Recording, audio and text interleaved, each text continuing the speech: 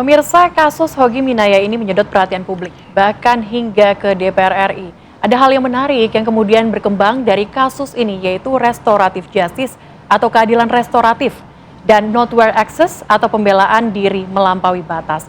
Terdengar asing mungkin untuk masyarakat, untuk pemirsa juga. Nah, untuk membahasnya langsung kita akan bahas bersama dengan pakar hukum pidana Heri Firmansyah. Sudah hadir bersama dengan saya. Terima kasih sudah hadir, Pak Heri. Terima kasih undangannya, Mbak Celia. Pak Heri, kami ingin tahu bagaimana pandangan Anda soal kasus Hogi Minaya di Sleman ini? Yang pasti ini perkara yang mungkin orang awalnya menganggap sederhana, tapi sangat menarik dipelajari karena potensi perkara ini kemudian berlaku kepada masyarakat lain, ya kita semua, itu besar sekali kan kalau tidak diluruskan dari awal masalah mindset penegakan hukum agar jangan hanya bicara dan melihat dari terpenuhi unsur delik atau tidak dalam suatu perbuatan. Tapi ingat bahwa dalam KUHP kita yang baru, Undang-Undang 1 tahun 2023, pedoman pemidanaan itu nggak hanya bicara kepastian hukum, tapi lebih mengutamakan keadilan. Nah, ini dalam konstruksi itu yang harus dibangun secara mindset atau paradigma berpikir ya.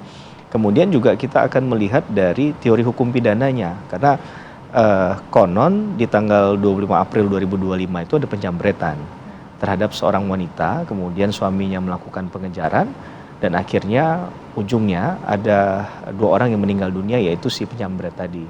Maka dalam konteks pidana kita melihat ada 2 peristiwa pidana di sana ya. Yang pertama ada penjambretan tadi, tapi kemudian kasusnya ditutup demi hukum karena si tersangkanya sudah meninggal dunia. Nah, itu sudah selesai berarti kan.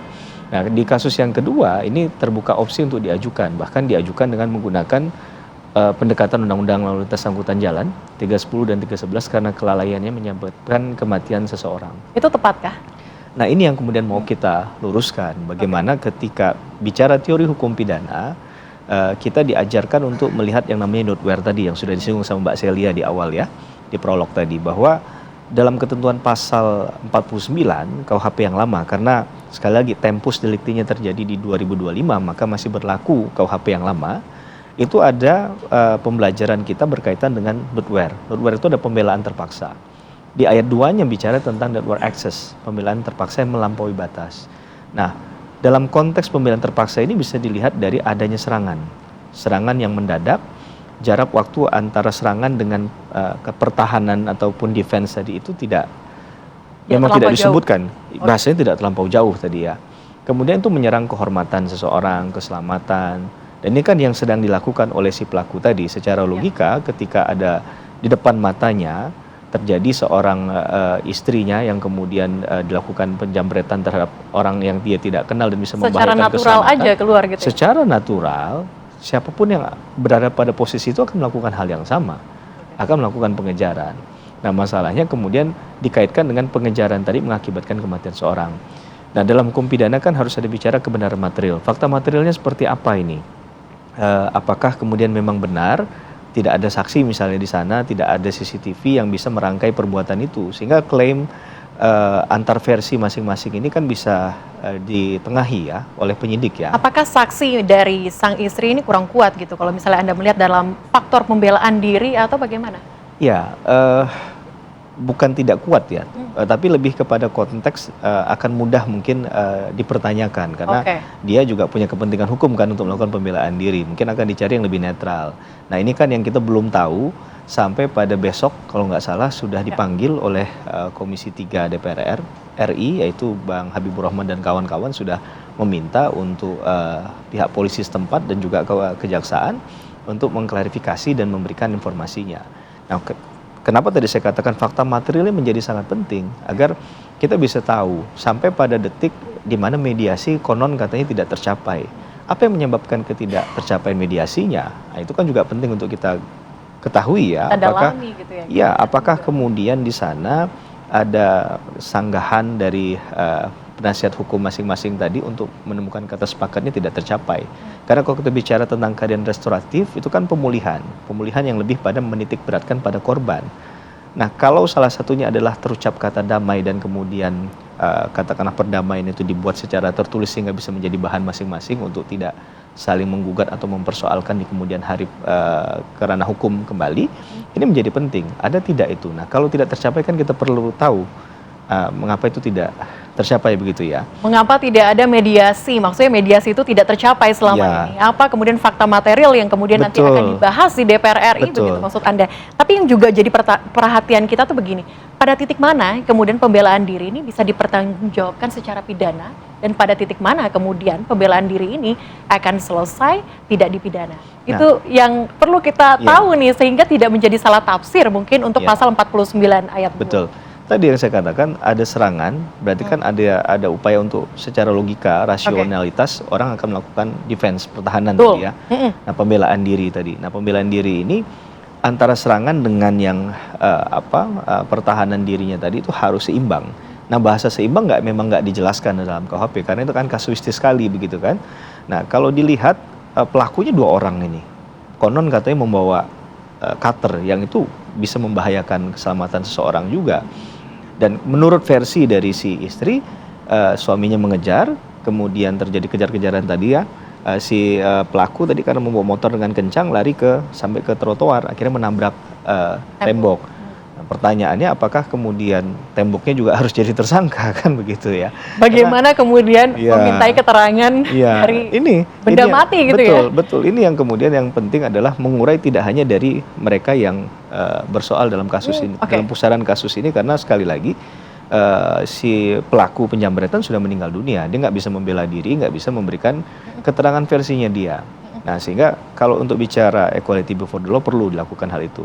Saya tambahkan juga terkait dengan pembelaan terpaksa yang melampaui batas. Ini kan bicara tentang ada kegoncangan jiwa.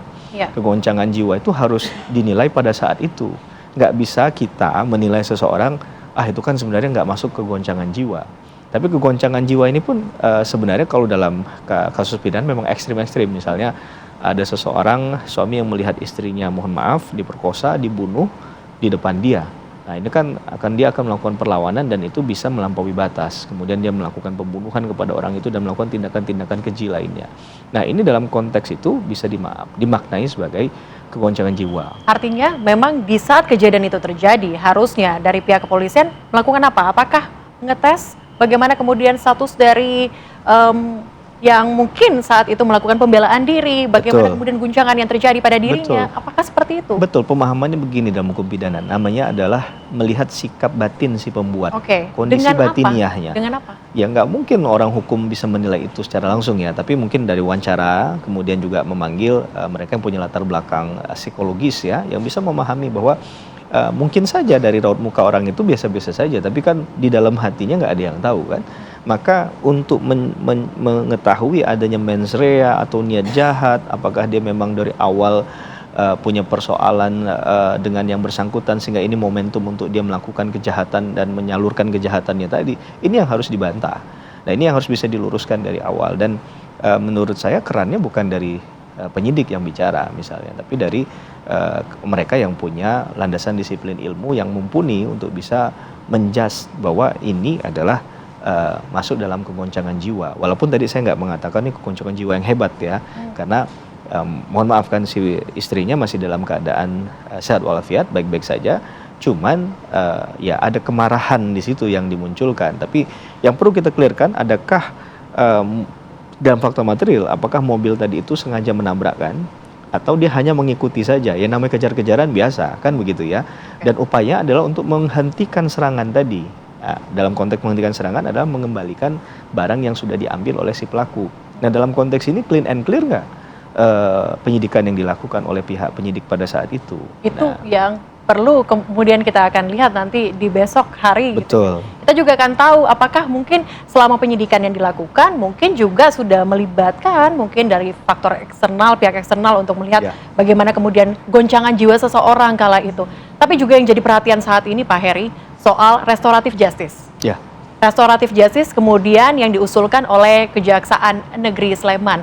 Apakah menurut Anda dalam kasus pembelaan diri ini sudah sepatutnya atau layakkah kemudian digunakan restoratif justice, ataukah mungkin harusnya kasus ini tidak sampai ke sana, Pak? Ya, pembelaan diri ini kan untuk menentukan apakah orang ini jadi korban atau pelaku nantinya. Oh. Sedangkan dalam perspektif pidana, orang itu menjadi pelaku ketika dia punya unsur kesalahan dengan 2 alat bukti tadi. Nah, kesalahannya memegang peranan penting. Saya ingat betul ketika saya S1 dulu ya, Fakultas Hukum diajarin yang namanya asas Strafzonderschuld, tiada pidana tanpa kesalahan. Dan itu yang memegang peranan penting, bahwa orang itu punya kesalahan itu yang menentukan apakah dia memang punya niat jahat dan dia akan berstatus sebagai pelaku dalam hal ini, dalam kasus ini, atau dia sebagai korban. Nah, ini kan penting ya untuk menggali betul, ya sekali lagi dari awal adalah fakta material yang terjadi seperti apa, apakah pernyataan dari sang istri tadi itu memang relevan, mendasar untuk kemudian dilakukan tindakan tadi. Walaupun kita melihat ujungnya adalah kematian ya, menurut saya pasti ada anggapan dari masyarakat ataupun dari versi keluarga yang menuntut untuk ini diproses, ada faktor kesengajaan, dan melayangnya nyawa ini kan nggak bisa sebanding dengan dikembalikan dengan nilai nominal rupiah misalnya.